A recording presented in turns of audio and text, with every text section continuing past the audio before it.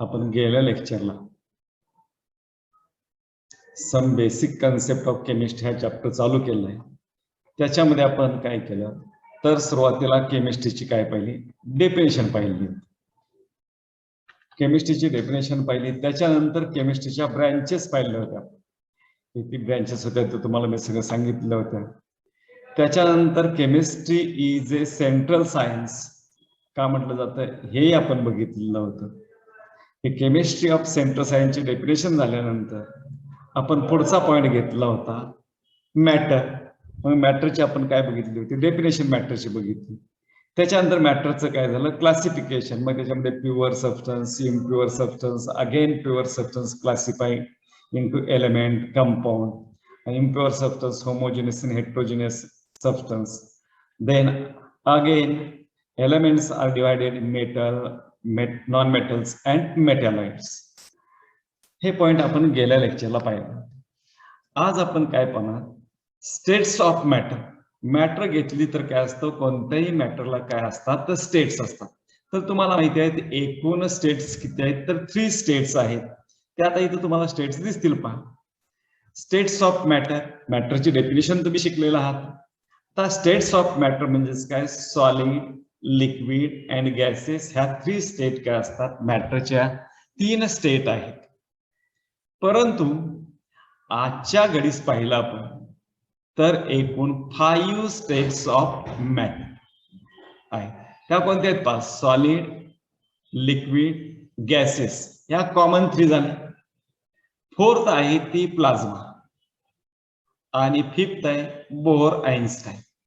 अशा एकूण काय आहेत, 5 स्टेट आहेत. But we are interested only solid, liquid and gases.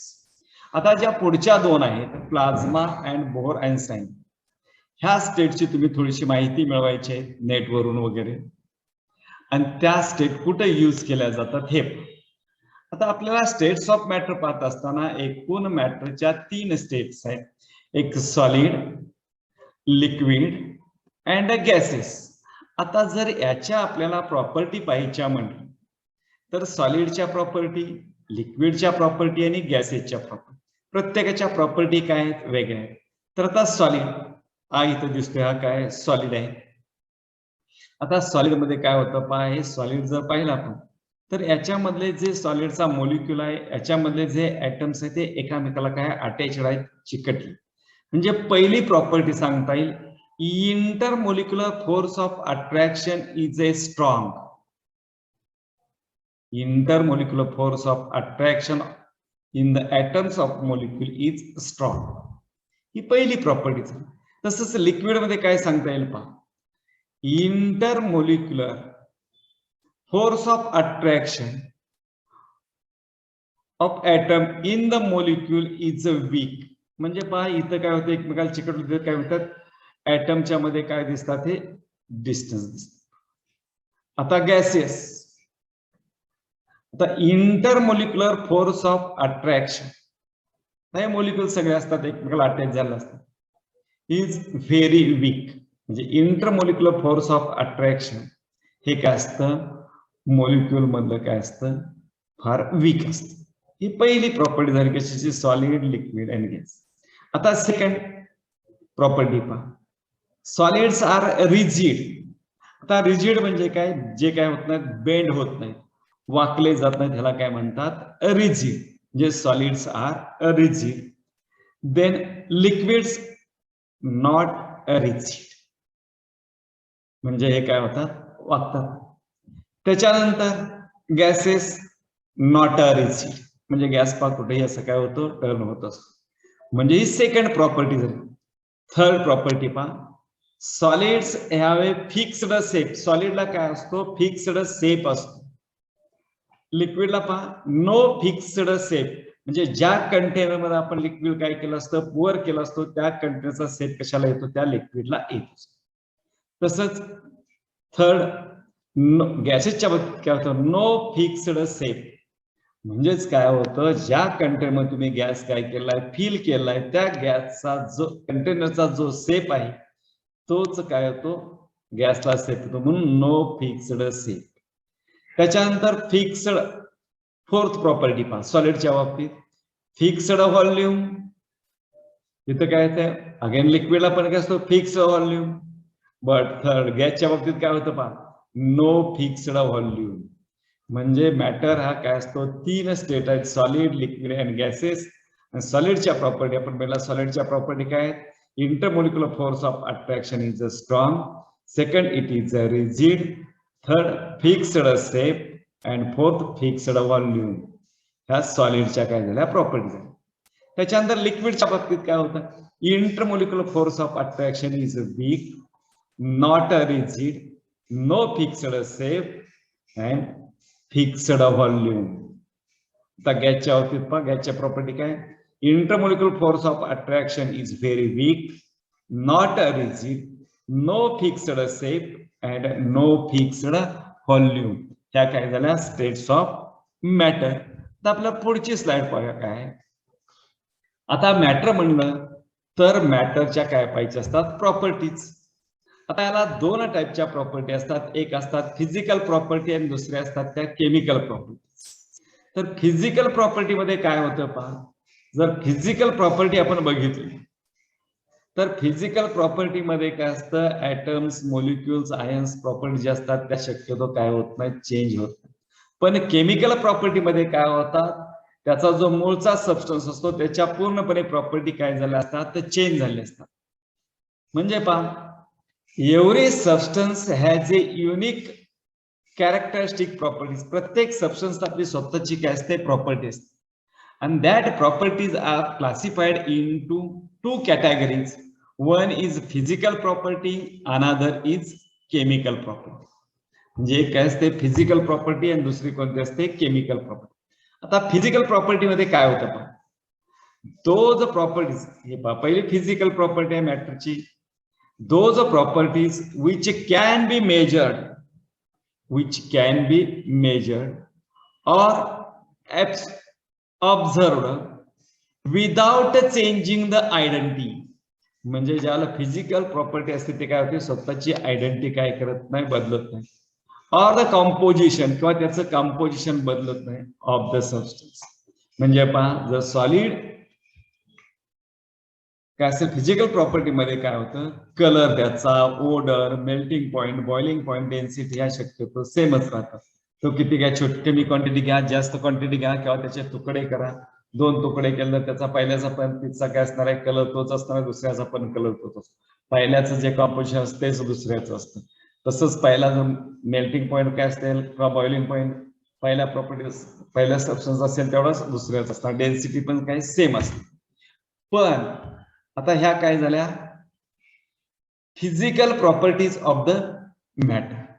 आता केमिकल प्रॉपर्टीज मध्ये काय होतं, are the characteristic reaction of different substances.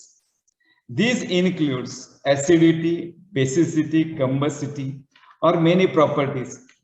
आता याच्यामध्ये काय होतं, केमिकल प्रॉपर्टी मध्ये नेमकं काय होतं, जर एक मॅटर असेल तर त्याच्यामध्ये केमिकल रिएक्शन झाले तर त्याच्या मूळच्या प्रॉपर्टी काय होतात, कम्प्लिटली चेंज होतात. त्याला काय म्हणतात केमिकल प्रॉपर्टीज. म्हणजे मूळचा सबस्टन्स असेल, पेरेंट सबस्टन्स असतो, त्या पेरेंट सबस्टन्सच्या प्रॉपर्टी न्यू सबस्टन्स मध्ये एकही येत नाही. तर नवीन सबस्टन्स जो फॉर्म झाला असतो त्याच्यामध्ये काय असतात, सगळ्या प्रॉपर्टी या काय असतात वेगळ्या असतात. त्याला काय म्हणतात केमिकल प्रॉपर्टीज. आता पहा ही डायग्राम तुम्हाला दिसते. आता याच्यामध्ये काय दिसतंय, फिजिकल चेंज म्हणणं, हे काय वुडनचे पीस आहेत, लाकडाचे पीस आहेत. जर या लाकडाचे आपण काय केले, ओंडका या लाकडाचा मधून काय केला, तोडला, तर त्याचे दोन पीस होते. आता हा जो एक पीस असेल आणि हा पीस म्हणजे काय फिजिकल चेंज झाला, एकाचे काय केले दोन. मग याच्यामध्ये ज्या ह्या तुकड्याच्या ज्या प्रॉपर्टी आहेत त्याच याही तुकड्याच्या प्रॉपर्टी असतात. याला काय म्हणतात फिजिकल चेंज. आता केमिकल चेंजच्या बाबतीत काय होतं, ज्याला केमिकल चेंज होतो त्यावेळेला जर हा वुडन आहे, वुडनचा पीस आहे, तो आपण जर बर्न केला तर हा काय होणार आहे, हे पहा बर्न होत असताना याच्यामध्ये काय ह्या ज्वाला दिसत आहेत त्याच्यामधून ह्या काय धूर बाहेर पडतोय आणि मग खाली काय शेवटी ऍश. म्हणजे या जो लाकडाचा पीस होता किंवा वुडनचा पीस होता तो जर आपण बर्न केला तर त्या लाकडाच्या मूळच्या प्रॉपर्टी याच्यामध्ये राहत नाही, तर कम्प्लिटली काय होतात तर चेंज होतात. याला काय म्हणतात, केमिकल चेंज. या झाला काय, फिजिकल आणि केमिकल प्रॉपर्टी.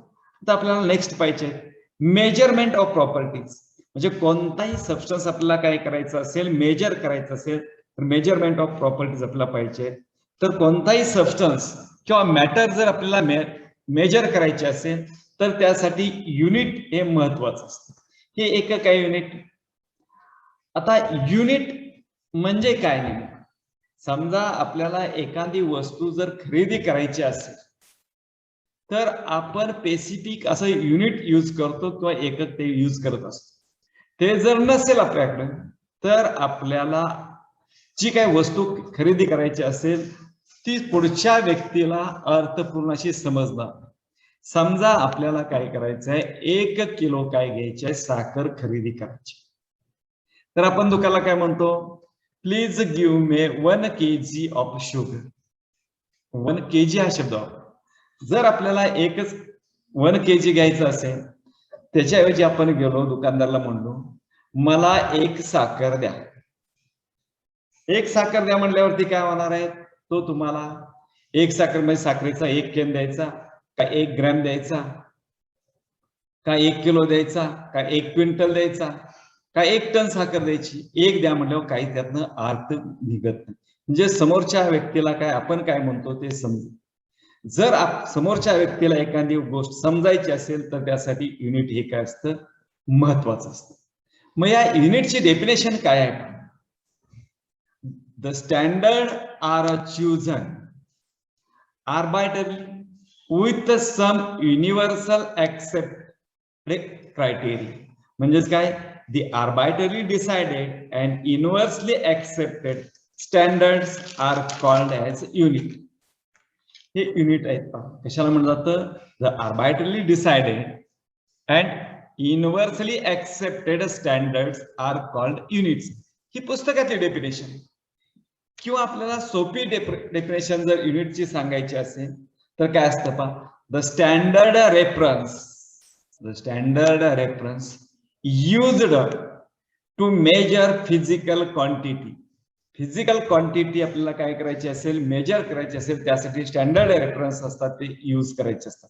म्हणजे the standard reference used to measure physical quantity is called as a unit. मग या युनिटच्या वेगवेगळ्या सिस्टीम होत्या. मग सुरुवातीला काय होते, सीजीएस सिस्टीम, त्याच्यानंतर एफपीएस सिस्टीम, EMKS सिस्टीम, म्हणजे अशा वेगवेगळ्या सिस्टीम होत्या. आणि प्रत्येकाचं काय होतं, मेजर करण्याची काय, आता जर लेंथ मेजर करायची असेल किंवा वेट घ्यायचं असेल किंवा टाइम मेजर करायचं असेल, या प्रत्येकासाठी काय असतं, वेगवेगळ्या सिस्टीम होत्या. तर यामध्ये सीजीएस सिस्टीम मध्ये काय होतं, जर आपल्याला लेंथ मेजर करायची असते, सीजीएस म्हणजे काय, लेंथ कशामध्ये मोजायची तर सेंटीमीटर. जर आपल्याला मास घ्यायचं असेल, मास मेजर करायचं असेल तर काय म्हणतो, ग्रॅम मध्ये. आणि जर टाइम आपल्याला मेजर करायचं असेल तर काय, सेकंद. म्हणजे सीजीएस, लेंथ इन सेंटीमीटर, मास म्हणजे मास मेजर करायचं तर कशामध्ये, ग्रॅम मध्ये, आणि टाइम आपल्याला मोजायचं असेल तर सेकंद. ही काय झाली सीजीएस. तर एफपीएस, फूट पाऊंड सेकंद. आता लेंथ मेजर असते फुटामध्ये मोजायची असते, मास घ्यायचं असेल तर पाऊंड्स मध्ये, आणि टाइम मोजायचं असेल तर सेकंद. याला काय म्हणतात, एफपीएस. आजही आपल्याकडे पहा पाऊंडचा यूज केला जातो. नवीन जन्मलेलं जे मूल असतं किंवा नवजात अब्रक जे असते ते त्याचं जर वेट घेताना डॉक्टर काय सांगतात, पाऊंड मध्ये सांगतात. 3 पाऊंडचा आहे, 3.5 पाऊंडचा आहे, हे पाऊंड मध्ये असतं. मग तुम्ही मला सांगा 1 pound is equal to how many grams. हा तुम्हाला होमवर्क समजा. 1 pound is equal to how many grams. प्रत्येकानं आपल्या घरी विचारा किंवा शेजापाजारी विचारा किंवा नेट वरून शोधून काढा 1 पाऊंड म्हणजे किती ग्रॅम असते. आणि मग ते डॉक्टर सांगतात ते लहान मुलं असतं त्याचं वेट एवढे पाऊंड आहे, एवढे पाऊंड आहे. तर ही झाली कोणती, एफपीएस सिस्टीम. त्याच्यानंतर EMKS सिस्टीम म्हणजे length measure in metre, mass measure in kilogram, time measure in second. ह्या वेगवेगळ्या काय झाल्या सिस्टीम होत्या युनिटसाठी. तर या एवढ्या सगळ्या सिस्टीम असताना पहा पुढं एक इंटरनॅशनल सिस्टीम ऑफ युनिट्स. तर एवढ्या तुमची कुठली सीजीएस सिस्टीम होती, एमकेएस होती, एफपीएस होती, ह्या 3 सिस्टीम असतानाही ही इंटरनॅशनल सिस्टीम ऑफ युनिट्स ही एसआय युनिट याची काय गरज होती? तर काय झालं होतं, एक सोलर प्लॅनेट आकाशामध्ये सोडलं होतं आणि त्याची जी लेंथ होती मेजर करायची, ती एकदा आम्ही असताना वेगळं युनिट वापरलं आणि दुसऱ्याने वापरताना काय झालं, वेगळं युनिट, आणि या दोन्ही युनिटमध्ये काय झाला फरक पडला आणि त्यामुळे ते काय झालं होतं, बस्ट झालं. मग असे अपघात घडू लागले आणि हे अपघात टाळण्यासाठी सर्व जगाची काय पाहिजे, एकच युनिटची सिस्टीम पाहिजे. म्हणून काय आलं, इंटरनॅशनल सिस्टीम ऑफ युनिट्स हे आलेलं आहे. मग हे जे वेगळे अपघात आहेत हे टाळण्यासाठी काय केलं, सगळ्यांनी मेजर करताना काय करायचं आहे, एकाच युनिटमध्ये काय करायचं, मेजर करायची क्वांटिटी काय असेल मेजर करायचं, एकच युनिट वापरायचं आणि सर्व जगामध्ये हीच सिस्टीम वापरायची. म्हणून याला काय म्हणतात, international system of unit, SI units. आता ही आली कशी, तर एक कॉन्फरन्स भरलेली होती. ती कॉन्फरन्स कशी होती, वेट आणि मेजरची. या कॉन्फरन्स मध्ये या सगळ्या गोष्टीवरती चर्चा झाली. हे असे अपघात टाळायचे असतील तर आपल्याला काय करावं लागेल, हे अपघात टाळायचे असतील तर सर्व जगासाठी काय पाहिजे, एकच काय पाहिजे, सिस्टीम पाहिजे. कशासाठी, मेजरमेंट करण्यासाठी. कोणतीही क्वांटिटी असेल तर मेजर करण्यासाठी काय पाहिजे, एकच सिस्टीम असेल, म्हणजे सगळे अपघात काय होतील, टळतील. म्हणून काय झालं, 11th general conference of weight and measurement decided a unique system, the international system of unit. In French it is called as D units system international, D units म्हटलं जातं आणि यालाच काय म्हणलं जातं, एसआय युनिट. आणि मग त्यावेळेला ठरलं अशी physical quantity, base physical quantity किंवा बेसिक फिजिकल क्वांटिटी, ह्या 7 फिजिकल क्वांटिटी आहेत आणि या 7 फिजिकल क्वांटिटी वरून सगळी युनिट आहेत ती तुमची तयार केली. जर या 7 क्वांटिटी तुम्हाला माहिती असतील तर कोणतंही युनिट तुम्हाला फॉर्म करता येईल. म्हणजे तुम्ही ज्या डेफिनेशन शिकलेला असता त्या सर्व डेफिनेशनच्या काय असतील, म्हणजे फोर्सची डेफिनेशन असेल, प्रेशरची डेफिनेशन, या सगळ्यांच्या तुम्हाला काय युनिट कशावर फॉर्म करायचं असतं, तर या 7 फंडामेंटल क्वांटिटी म्हणतात. त्याला काय म्हणतात, 7 फंडामेंटल क्वांटिटी, 7 बेसिक युनिट्स. आता ही 7 बेसिक युनिट कोणती आहेत पहा, तर इथं देताना तुम्हाला दिलाय पहा, चार्ट दिलेला आहे. बेस फिजिकल क्वांटिटी म्हणजे बेसिक फिजिकल क्वांटिटी आहे. त्याच्यानंतर याचे काय ते सिम्बॉल फॉर क्वांटिटी दिलेले आहेत. त्याच्यानंतर नेम ऑफ एसआय युनिट दिलेला आहे आणि सिम्बॉल फॉर एसआय युनिट. पहिली कोणती आहे पहा, फिजिकल क्वांटिटी लेंथ, म्हणजे आपल्या लेंथ मोजायची असते. तर याचं सिम्बॉल आहे लेंथचं, ते काय एल आहे पहा, स्मॉल एल आहे. आणि name of SI unit, length measure करण्यासाठी आपण जे एसआय युनिट वापरतो, मीटर, आणि त्याचं सिम्बॉल आहे एम. आता याच्यावरती काय असतात, क्वेश्चन विचारला जातो. फिजिकल क्वांटिटी तुम्हाला दिलेलं असतात आणि राईट सिम्बॉल आणि SI unit of the following physical quantity. Write name of SI unit and symbol for the following physical quantities. मग तुम्हाला हे लिहायचं असतं. लेंथ झालं. आता मास, सिम्बॉल काय मासचं, एम. मेजर कशामध्ये केलं जातं, किलोग्रॅम, हे एसआय युनिट आहे मासचं, आणि सिम्बॉल काय किलोग्रॅमचं, केजी, हे युनिट यूज केलं जातं. त्याच्यानंतर थर्ड आहे पहा, time, is denoted by T. त्याच्यानंतर एक आहे name of the SI unit काय, सेकंड, आणि सिम्बॉल काय, एस. त्याच्यानंतर इलेक्ट्रिक करंट तुम्हाला मेजर करायचं असेल तर काय दाखवतात, आय, आणि याचं एसआय युनिट काय, इलेक्ट्रिक करंटचं एम्पियर, सिम्बॉल काय, ए. त्याच्यानंतर thermodynamic temperature means temperature, T, SI unit काय तर केल्विन, आणि सिम्बॉल कोणता आहे त्याचं तर के. आता 6th quantity, amount of substance. Amount of substance denoted by letter En. Name of the SI unit is mole आणि युनिट काय, MOL. त्याच्यानंतर पुढे आहे ल्युमिनस इंटेन्सिटी, IV म्हणलं जातं. SI युनिट आहे त्याचं कॅन्डेला, सिम्बॉल काय, CD. ही 7 काय आहेत, फंडामेंटल युनिट्स आहेत, फंडामेंटल क्वांटिटी आहेत. त्याचे ही 7 काय आहेत, SI युनिट. ही तुमची SI युनिट काय असली पाहिजे, पाठ असली पाहिजे. झोपेत जर विचारलं तुम्हाला युनिट फिजिकल क्वांटिटी आणि त्याचं काय आलं पाहिजे, SI क्वांटिटी सांगता आली पाहिजे, आणि सिम्बॉल. या 3 गोष्टी म्हणजे फिजिकल क्वांटिटी, त्याचे SI युनिट आणि सिम्बॉल. ह्या परीक्षेत तुम्हाला विचारतात फिजिकल क्वांटिटी आणि तुम्ही काय सांगायचं असतं, SI युनिट आणि त्याचा सिम्बॉल काय असतं. ह्या 1 मार्कासाठी युनिटचं नाव सांगितलं तर अर्धा मार्क मिळतो, सिम्बॉलचं नाव परत सांगितलं की अर्धा मार्क. असं 1 मार्काचा 2 मार्काचा क्वेश्चन असतो. Write the SI unit and symbol for the following physical quantity, असा क्वेश्चन याच्यावरती विचारला. ह्या काय झालं, international system of unit, SI unit. पुढे जाऊ आपण. आता फिजिकल प्रॉपर्टीज कोणत्या आहेत? आता फिजिकल प्रॉपर्टी आपण मगाशी बघितलं, केमिकल चेंज आणि फिजिकल चेंज बघितलंय. आता फिजिकल प्रॉपर्टी, आता एकूण फिजिकल प्रॉपर्टी कोणत्या दिसत पहा तुम्हाला इथं. ही पहिली दिसते कोणती, मास आणि वेट. ही काय फिजिकल प्रॉपर्टी आहे. त्याच्यानंतर व्हॉल्यूम आहे, डेन्सिटी आहे, टेम्परेचर आहे. त्या सगळ्या काय आहेत तुमच्या फिजिकल प्रॉपर्टी. आता मास आणि वेट, आता जर तुम्हाला मी प्रश्न केला मास आणि वेट च्या एकच प्रॉपर्टी आहेत का वेगळ्या आहेत,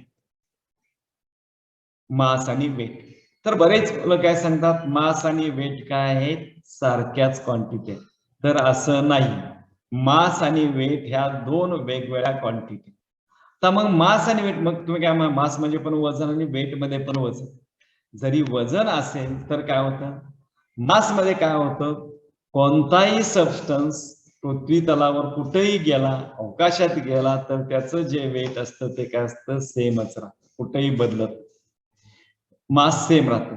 पण वेटच्या बाबतीत म्हणा तर वेट काय होतं, प्लेस चेंज झाली, म्हणजे एका ठिकाणी इथं वेट केलं दुसरी गेलं, ते काय होतं, वेट काय होतं, चेंज होतं. म्हणजे त्याच्यावरती ग्रॅव्हिटेशनल जे फोर्स असतं, वेट वरती काय करत असतं, ग्रॅव्हिटेशनल फोर्स काय करत असतं, अफेक्ट करत असतं, ग्रॅव्हिटी. आणि ग्रॅव्हिटीमुळे त्याच्या वेट मध्ये काय होतो, बदल होतो, त्याला काय म्हणतात, वेट. आणि मास वरती काय होत नाही, ग्रॅव्हिटेशनचा अजिबात फरक पडत नाही.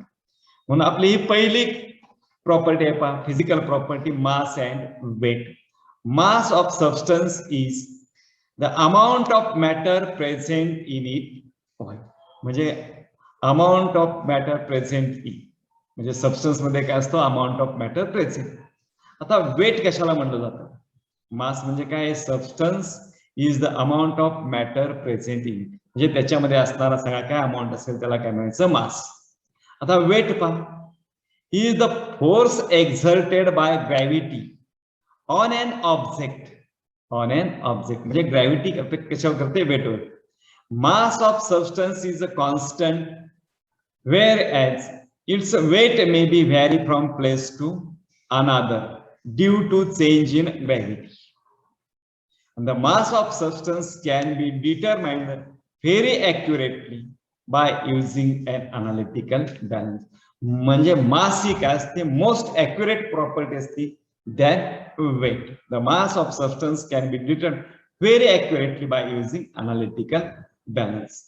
हे काय झालं तुमचं, मग मास आणि वेट. मास आणि वेट ह्या काय डिफरंट आहे. मास म्हणजे काय असतं, सबस्टन्स मध्ये असणारा, substance is the amount of matter, म्हणजे सबस्टन्स मध्ये मॅटर जो प्रेझेंट आहे त्याला काय म्हणतात, मास. आणि वेट म्हणजे काय असतं, सबस्टन्स असतं त्याच्यावरती ग्रॅव्हिटेशनल फोर्स काय होत असतं, ऍक्ट होत असतं, त्यामध्ये असं वेट काय होत असतं, चेंज होत असतं. आता पुढे सेकंड आहे पहा, व्हॉल्यूम. आता जर आपल्याला व्हॉल्यूम मेजर करायचं असेल तर व्हॉल्यूम कसा मेजर केला जातो, तर एक तर काय केलं जातं, लांबी गुणिले रुंदी गुणिले काय, उंची किंवा खोली. ह्या 3 गोष्टी तर तुम्हाला काय काढता येतो, व्हॉल्यूम काढता येतो.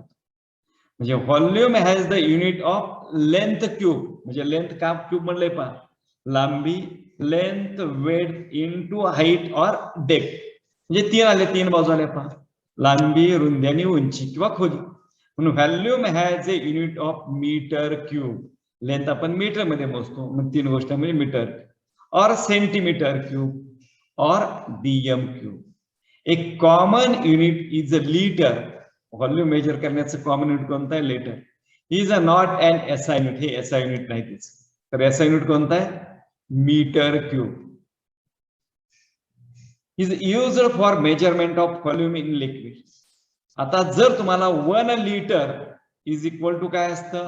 1000 ml किंवा 1000 सेंटीमीटर क्यूब किंवा 1 DM क्यूब. 1 लिटर बऱ्याच वेळेला काय होतो, विद्यार्थ्यांना प्रश्न पडतो की 1 लिटर बरोबर 1 DM क्यूब आहे का? तर 1 लिटर बरोबर 1 DM क्यूब हे असतंच. म्हणजे 1 लिटर इथं आहे पहा, 1 litre is equal to 1 DM cube. ह्या दोन्ही सेम क्वांटिटी असतात आणि प्रॉब्लेम सॉल्व्ह करताना तुम्हाला हे यूज करायचं. आणि हा व्हॉल्यूम मेजर करण्यासाठी काय असतात? लॅबमध्ये वेगवेगळे इन्स्ट्रुमेंट यूज केले जातात. आता इथं दिसतंय पहा तुम्हाला, हे ग्रॅज्युएटेड सिलेंडर आहे. याच्यावरती काय ग्रॅज्युएटेड म्हणजे काय असतं? याच्यावरती मार्किंग असते मेजर करण्यासाठी, त्याला म्हणतात. हे काय आहे? Graduated measuring cylinder. हे काय सिलेंडर आहे. त्याच्यानंतर ही काय दिसते तुम्हाला पहा, ही पिपेट आहे. ह्या पिपेट वरती काय ml दिलं असतात, 10 ml 25 ml अशा किंवा 5 ml. आणि इथे काय वरती मार्क असतो. या मार्क पर्यंत तुम्ही सोल्युशन घेतलं की ती क्वांटिटी झाली. ह्याला काय म्हणतात? पिपेट. त्याच्यानंतर इथं दिसतं ती ब्युरेट पहा. हे ब्युरेटनं पण काय केलं जातो? व्हॉल्यूमच मेजर केलं असतं. त्याला म्हणतात ग्रॅज्युएटेड ब्युरेट. काय असतात? तर याच्यावरती काय मार्किंग असतं म्हणाला ग्रॅज्युएटेड. ही ब्युरेट आली. आता इथं दिसते, याला म्हणतात स्टँडर्ड मेजरिंग फ्लास्क. हे असताना किती असतात? 10 ml चे पण असतात, 25 चे असतात, 100 ml चे असतात, 250 ml चे. आणि इथे एक मार्क असतो आणि याच्यावरती क्वांटिटी लिहिली असते 25 ml. म्हणजे या मार्क पण तुम्ही लिक्विड घेतलं तर ते 25 ml. जर तो 250 चा असेल आणि ते मार्क असेल तर ते सोल्युशन किती झालं? 250 ml. ह्याला म्हणतात स्टँडर्ड व्हॉल्यूमेट्रिक ग्लास. आता हे व्हॉल्यूमेट्रिक ग्लास ॲपरेटस आहे ते सगळे. हे काय व्हॉल्यूम मेजर करण्यासाठी काय करतात? यूज केला जातो. आता त्याच्यानंतर जर आपण पुढे गेलो तर थर्ड आपली प्रॉपर्टी आहे पहा, डेन्सिटी. आता डेन्सिटी कशाला म्हणलं जातं याची डेफिनेशन तुम्ही शिकलेलं आहे पहा. आता डेन्सिटी इज डिफाइन्ड ॲज काय पहा, density of substance is it's amount of mass per unit volume. Mass per unit volume. and SI unit of density. कशावरून काढलं? Mass upon volume. मास कशामध्ये मोजतो आपण? केजी. व्हॉल्यूम मीटर क्यूब और kg into metre raise to minus.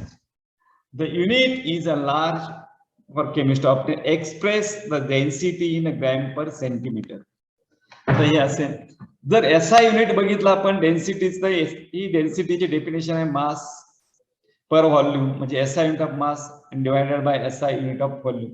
याच्यावरून डेन्सिटीचं unit form होतं. पण म्हणजे कोणत्याही क्वांटिटीचं जर तुम्हाला काय करायचं असेल, SI युनिट कॅल्क्युलेट करायचं असेल तर तुम्हाला बेसिक युनिट माहिती, म्हणजे फिजिकल क्वांटिटी माहित पाहिजे आणि त्याचं SI युनिट माहित पाहिजे. मग त्याच्यावरून तुम्ही काढलं केजी अपॉन मीटर क्यूब किंवा केजी पर मीटर क्यूब. हे कसं झालं? SI युनिट झालं डेन्सिटी. त्याच्यानंतर दुसऱ्या CGS सिस्टीम मध्ये पण काय केलं, जे आपण जर व्हॉल्यूम म्हणतो डेन्सिटी पहा, CGS युनिट मध्ये पण घेतलं. It is a gram per ml. म्हणजे मास कशामध्ये घेतलं? ग्रॅम मध्ये. व्हॉल्यूम कशामध्ये घेतला? मिलीलीटर मध्ये घेतला. म्हणजे हे काय? ग्रॅम पर मिलीलीटर और ग्रॅम पर सेंटीमीटर.